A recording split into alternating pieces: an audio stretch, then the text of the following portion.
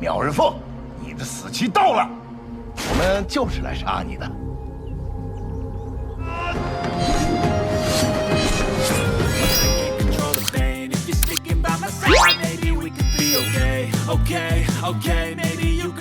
Hai Sinemania semua, kembali bersama Basi Bahas Sinema.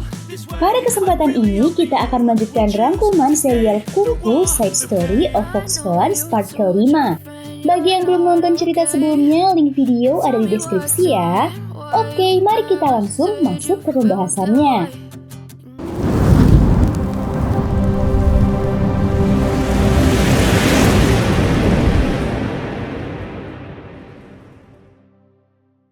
Pada part 4 sudah diceritakan bahwa Hu Fei berhasil menemukan Yuan Ziyi yang meninggalkannya. Dia mengikuti si gadis yang berniat untuk menyeberang meninggalkan kota tersebut. Di pelabuhan mereka bentrok dengan Sekte Sembilan Naga yang melarang semua kapal untuk berlayar hari itu. Hu Fei pun lalu bertarung dengan Ketua Yi pemimpin Sekte Sembilan Naga.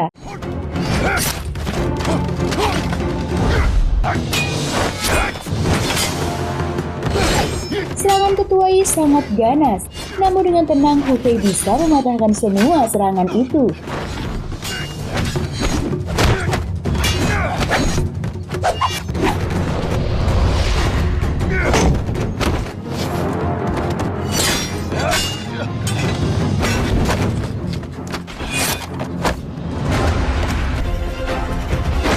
Hingga suatu ketika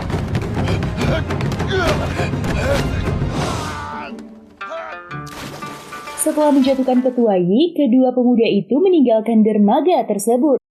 Sementara itu, Miao Renfeng kembali menitipkan Rowland kepada si nenek di dekat pasar. Setelah Miao Renfeng pergi, si nenek memberitahu Nanlan bahwa Rowland berada di tempatnya. Nanlan pun segera datang dan bermain dengan Rowland. Sayangnya, kali ini Miao Renfeng kembali ke sana dengan lebih cepat. Dia melihat Nanlan sedang bersama Rowland di sana. Tanpa memperdulikan Nanlan, Miao Renfeng lalu membawa Rowland pulang. Nanlan sangat sedih sekali. Miao Renfeng sebenarnya juga sedih melihat Nanlan di sana. Dia hanya berpura-pura kuat dan menyembunyikan air matanya. Di sisi lain, Tian Guinong sudah kembali ke Sekte Naga Langit. Dia terkejut melihat Nanlan yang terbaring lemah. Tekanan batin Nanlan ketika bertemu dengan Miao Renfeng ternyata memberi pukulan yang cukup berat baginya. Tian Guinong lalu memberikan sebuah liontin Dewi Kuan Im yang didapatnya dari seorang pendeta Buddha di ibu kota. Nanlan sangat senang sekali melihat kebaikan suaminya. Namun ketika keluar, Tian Guinong mendengar pembicaraan kedua pelayan yang menemani Nanlan bertemu dengan putrinya.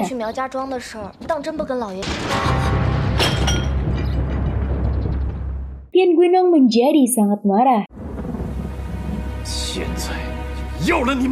Akhirnya kedua pelayan itu menceritakan kejadian ketika Tian Guinong tidak berada di Sekte Naga Langit. Sementara di kamarnya, Nanlan tergelincir dan jatuh.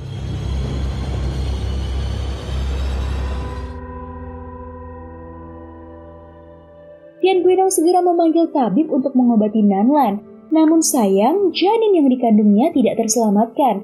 Nanlan pun keguguran. Hu Fei dan Yuan Ziyi yang kehujanan berteduh di sebuah kuil tua dan beristirahat di sana. Malam harinya Yuan Ziyi mengatakan bahwa Hu Fei walaupun memiliki kungfu yang bagus, namun karena dia hanya belajar dari sebuah kitab, maka dasarnya tidaklah kuat. Dia menyarankan agar Hu Fei mencari seorang guru yang bisa membimbingnya. Dia juga mengatakan agar Hu Fei jangan terlalu mudah percaya kepada orang lain, karena di dunia persilatan, hal itu akan membuatnya mudah dicelakai oleh musuh. Namun Hu Fei mengatakan bahwa dia tidak perlu mengkhawatirkan kedua hal itu jika bersama dengan Yuan Ziyi. Yuan Ziyi malah menjadi marah kepada Hu Fei. Hu Fei berusaha membujuk Yuan Ziyi. Dia juga mengaku bahwa dia sangat menyukai Ziyi. Yuan Ziyi pun sebenarnya menyukai Hu Fei. Namun dia sudah terikat janji dengan biksuni Bai Xiao, gurunya, untuk kembali ke Sekte Tianshan dan menjadi biksuni. Hu Fei kemudian mengatakan bahwa dia sempat membeli sebuah sisir untuk Yuan Ziyi sebagai tanda bahwa ia menyukai Ziyi. Dia lalu meletakkan sisir tersebut di samping bantal Yuan Ziyi. Sejenak mereka berdua terhanyut dalam situasi yang romantis.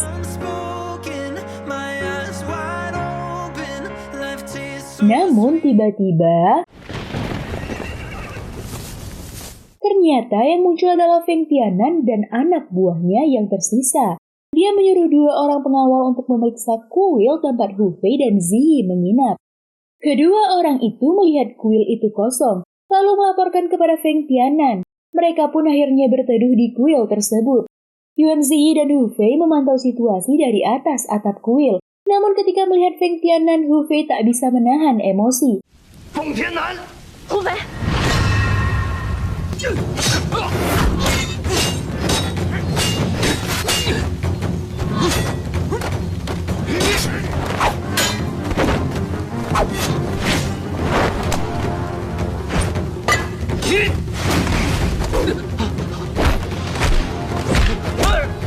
Hu Fei berhasil menjatuhkan Feng Tianan dan semua anak buahnya. Feng Tianan kembali menggunakan jurus ambil mukanya. Dia menerima semua kesalahan yang ditimpakan padanya dan memohon agar Hu Fei mau melepaskan putranya Feng Yiming. Tapi Hu Fei tak mau mengabulkan permintaan Feng Tianan.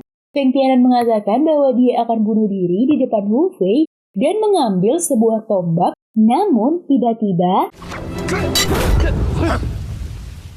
Yuan Ziyi menahannya, kemudian menyuruh ayah dan anak itu meninggalkan kuil tersebut. Hu Fei menjadi sangat keheranan melihat sikap Ziyi barusan. Dia berusaha mengejar Feng Tianan, akan tetapi Yuan Ziyi menghalanginya.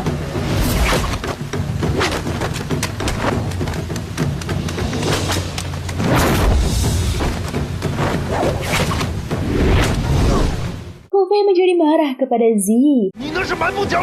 Namun Ziyi malah berusaha meninggalkannya. Hu Fei kembali menahan Yuan Ziyi dan meminta penjelasan. Ziyi tak mau mengatakan alasannya menyelamatkan Feng Tianan. Dia malah mengatakan bahwa di antara mereka sudah tidak saling berhutang dan tak ada hubungan apa-apa lagi. Kemudian dia meninggalkan Hu Fei yang termangu di tengah hujan malam itu.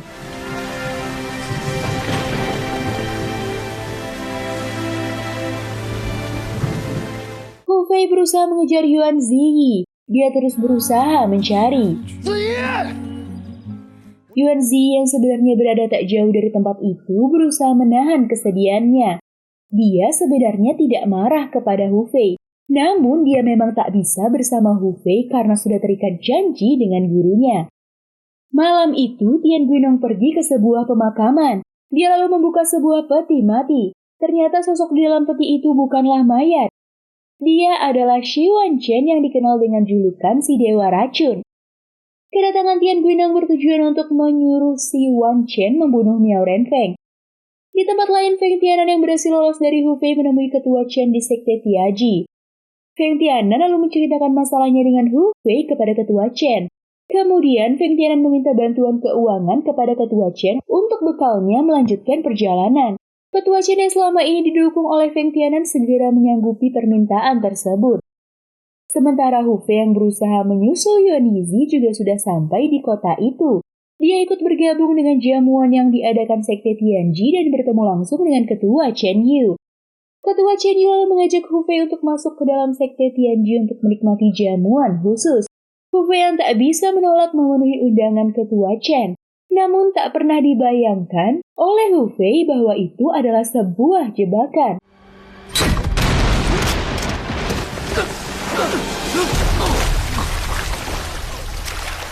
Dia terjatuh ke dalam sebuah lubang di bawah lantai bangunan itu. Ternyata Chen Yu mengenal Hu Fei dari ciri-ciri yang disampaikan Feng Tianan.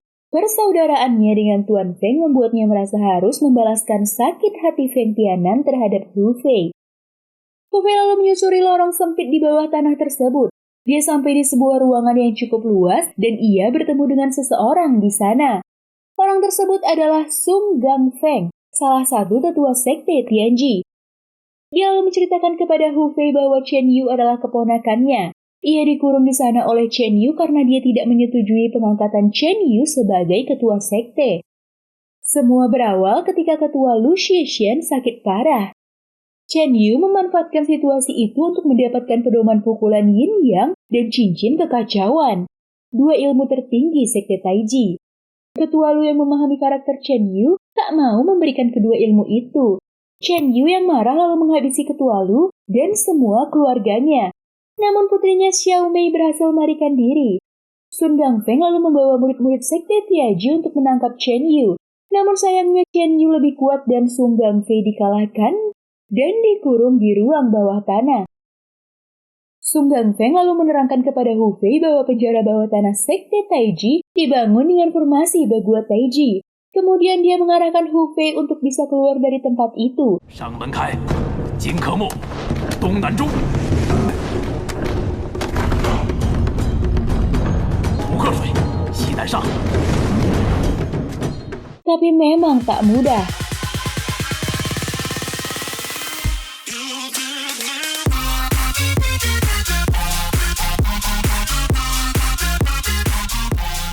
Setelah berkali-kali gagal dan terhempas ke bawah, Hu Fei mulai memahami formasi tersebut.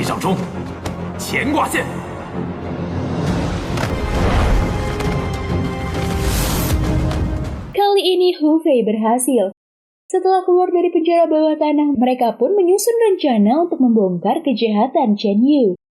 Di tempat lain, si Dewa Racun sedang membuat sebuah racun yang mematikan. Kemudian dia memberikannya kepada Tian Guinong dan mengatakan bahwa racun kali ini tidak memiliki penawar. Keesokan harinya, Sekte Taiji mengadakan perayaan. Hari ini adalah hari penobatan ketua baru Chen Yu. Para pendekar dunia persilatan pun datang memenuhi undangan Sekte Taiji. Bahkan utusan kerajaan juga menghadiri perayaan tersebut. Kedua utusan itu juga memberikan undangan kompetisi yang akan diadakan di ibu kota. Acara pengobatan ketua pun dimulai. Pedang Taiji sebagai pusaka tertinggi sekte pun diserahkan kepada Chen Yu. Tiba-tiba,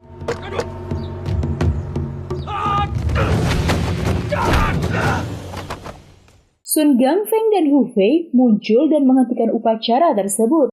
Sun Gangfeng lalu berbicara kepada para undangan.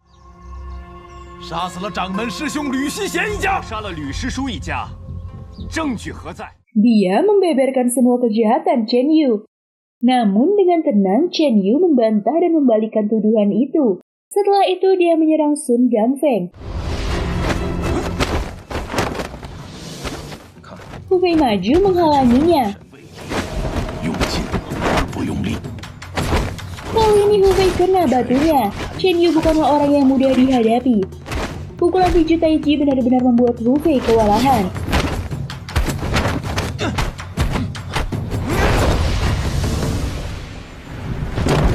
Sun Gangfeng yang melihat Hu Fei terluka berusaha menyelamatkannya. Namun tiba-tiba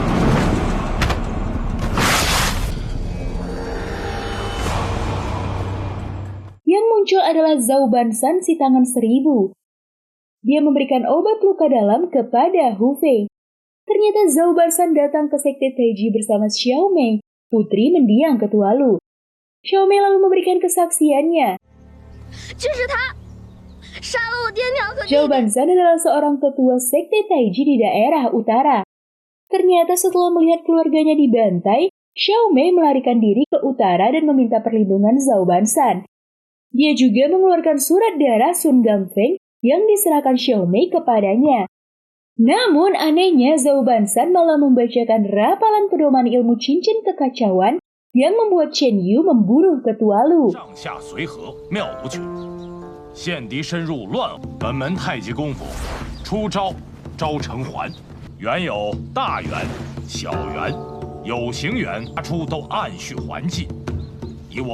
Setelah itu dia juga memberikan rapalan prinsip Yin dan Yang.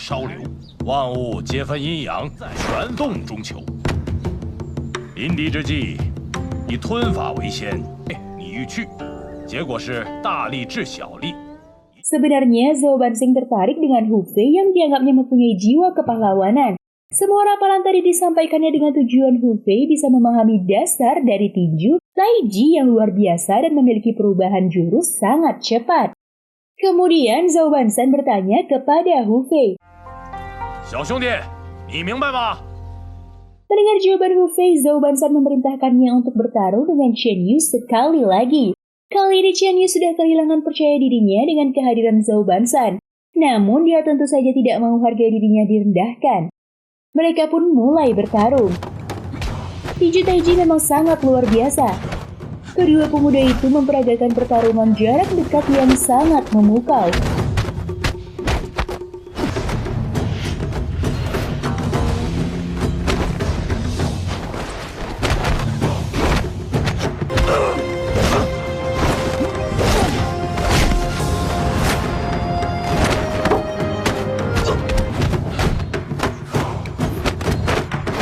Hingga pada akhirnya, Chen Yu memerintahkan murid-murid sekte Taiji menyerang Hu Fei. Akan tetapi keberadaan Zhao Bansan yang merupakan tetua Taiji di sana membuat para murid itu tak berani bergerak. Mereka pun meninggalkan Chen Yu yang sudah tak bisa menggunakan kungfu lagi seumur hidupnya karena tulang pinggangnya telah hancur. Zhao Bansan memuji Hu Fei yang dianggapnya sangat berbakat. Hu Fei bisa memahami keterangannya tentang tinju Taiji dalam waktu yang amat singkat. Bahkan Hu Fei mampu mengalahkan Chen Yu yang mempelajarinya bertahun-tahun. Zhao Bansan lalu mengajak Hu Fei mengangkat saudara. 我赵半山，我胡斐今今日结为八脉皇天后土，实践此心。备 Mereka pun bersumpah di depan altar pedang Taiji. Tiba-tiba, seorang murid Taiji datang dan membisikkan sesuatu kepada Zhao Bansan. Dia pun dengan tergesa-gesa berpamitan kepada Hu Fei. Sebelum pergi, Zhao Bansan memberikan sebuah lencana kepada Hu Fei. Dia mengatakan bahwa siapapun yang melihat lencana Honghua itu akan memperlakukan Hu Fei seperti mereka memperlakukan Zhao Bansan sendiri. Kemudian Zhao Bansan memberikan sepucuk surat kepada Sun Gangfeng. Surat itu adalah surat dari ketua Taiji bagian utara untuk Miao Renfeng. Hu Fei menjadi terkejut sekali. Tanpa mereka sadari, sedari tadi ada seseorang yang menguping pembicaraan itu. Keesokan harinya mereka bertiga menuju ke tempat Miao Renfeng berada. Ketika mereka sedang beristirahat, mereka mendengar suara syair yang amat menyeramkan.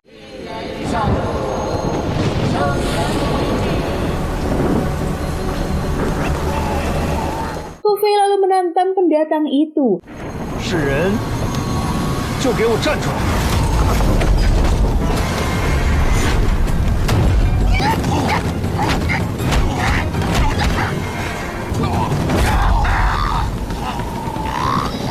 完了完了，我们众师三兄今天所以 Ketiga orang itu adalah tiga pahlawan Zong dari sekte lonceng emas. Ketiga orang itu terlihat amat takut pada kemampuan Hu Fei. Mereka mengakui bahwa mereka memang berpura-pura menjadi hantu untuk menakuti orang-orang yang kebetulan lewat di sana. Tujuannya hanyalah mencuri uang atau barang dari orang-orang yang berhasil mereka takut-takuti. Mendengar itu, Sun Gangfeng segera mengusir mereka dari tempat itu. Setelah beberapa hari menempuh perjalanan, mereka bertiga pun sampai di kediaman Miao Renfeng. Hu Fei yang masih menganggap Miao Renfeng adalah pembunuh ayahnya berusaha menekan emosinya. Setelah bertemu dengan Miao Renfeng, Sun Gangfeng pun memberikan surat dari Zhao Bansan. Tapi ketika Miao Renfeng membuka surat itu, ternyata amplop surat itu ditaburi bubuk racun yang bisa membutakan mata. Miao Renfeng menjadi sangat marah. Ketiga orang tersebut menjadi keheranan.